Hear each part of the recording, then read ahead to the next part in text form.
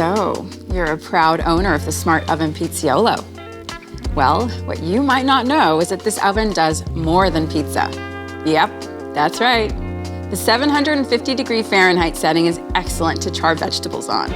You can achieve that delicious charred look and taste you get in restaurants, right in your kitchen. Let me show you how. Today, we'll make cauliflower steaks.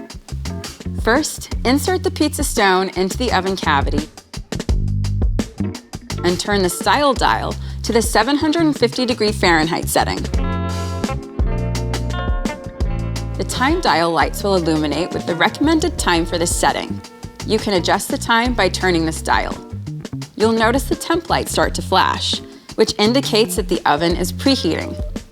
Once the temp light stops flashing and stays on, the oven is ready for use.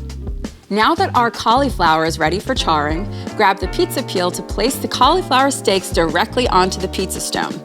Don't use the peel if you're using the pizza pan, and always remove its handle. Now that's in, press the time dial to start the countdown timer. A safety tip for this setting and others that use high temperatures, like wood-fired, is to monitor and stay close to the oven while it's cooking.